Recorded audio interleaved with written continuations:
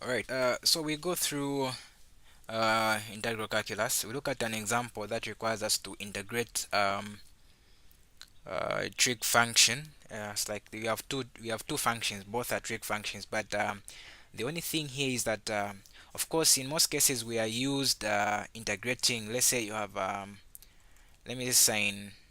What would be easy to integrate is when, let me say, you have sine t, and again let me say maybe here you have cos t or something like that, where it's a product of two different functions.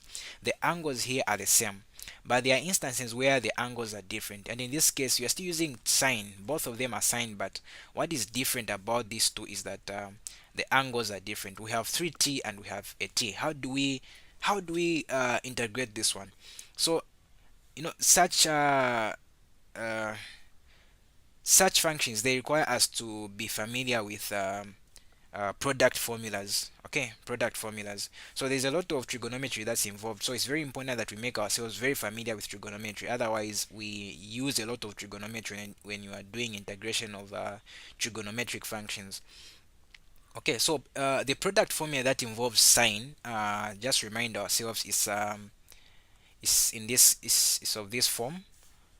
um, it's in the form, if you have sine a multiplying sine b, like if you're able to observe a and b are different, so I'm not using sine a, I'm using sine a sine b to indicate that the angles are different. Okay, so this can also be written in another way, so it's just a matter of us knowing how else can we write the function so that it becomes easy for us to integrate. So this can be written as one half of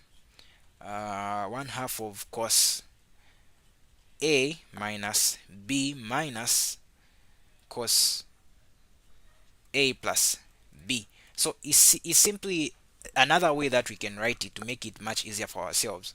So we can come here and say, okay, so just a reminder once again, the two that we have here, it has nothing to do with these two. Okay, it literally has nothing to do with the two that we have there.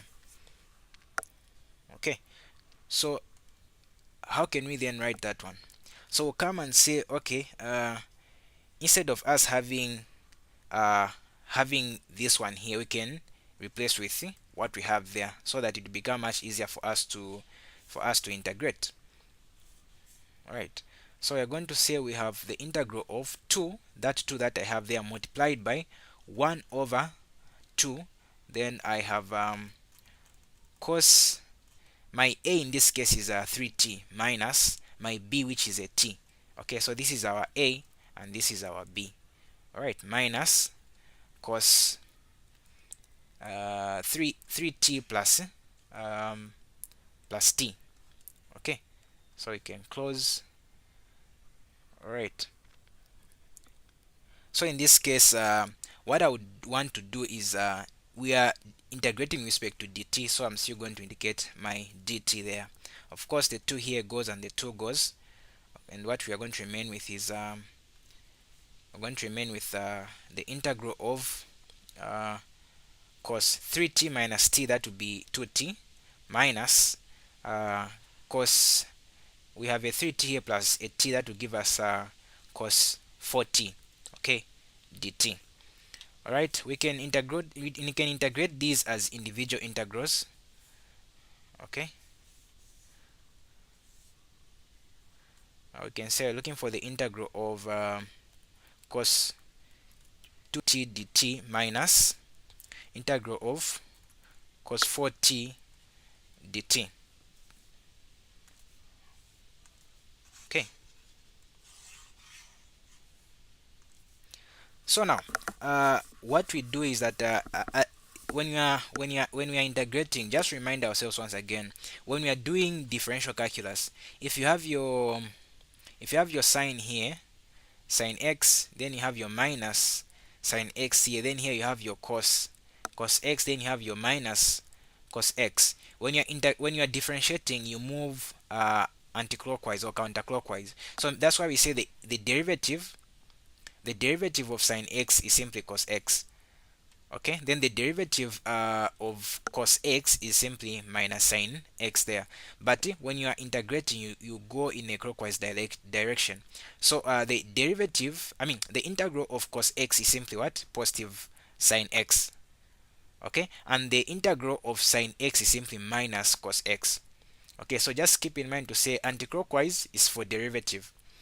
Counterclockwise, I mean, counterclockwise, of course, is for derivative. Then clockwise itself is the one that is for integral calculus. So that's how you can easily remember how we go about the integrating cos as well as sine. So in this case, we're looking for the integral of. So to integrate, we don't just say okay now the integral of cos 2t is simply positive.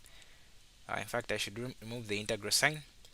So we can't just conclude and say, okay, this is simply sine 2t, then we forget. No, the angle here has to, we have to do something with the angle there. So we're going to divide by what? The derivative of what we have there. So it's more like you have your y being equals to 2t. Then your dy dt will be equals to 2. So you divide by what? By the derivative. In this case, it's going to be what? It's going to be a t. So remember to say here we have a minus. So still here we're going to have a sine 4t divided by the derivative of the angle, which is what? Which is a 4. Of course, you are saying plus what? Plus c. And that's simply how you go about integrating that one. It's just a matter of us knowing which product formula that are we supposed to use, because there are instances when we have sine. We have two trig functions that involve sine, but they have different angles. And there are times when we have two trig functions that involve cos, but they have different angles. Let's say you have in this case, let me say cos 3t and cos t, or we can have it as we have two different trig functions. Let me say you have cos 3t sine t, something like that. Or maybe the other way around, we indicate it as sine 3t cos t. So all of these, they have their own individual product formula. It's just a matter of us being able to recall what we discussed when talking about trig identities. Yeah, so that's how you go about that one.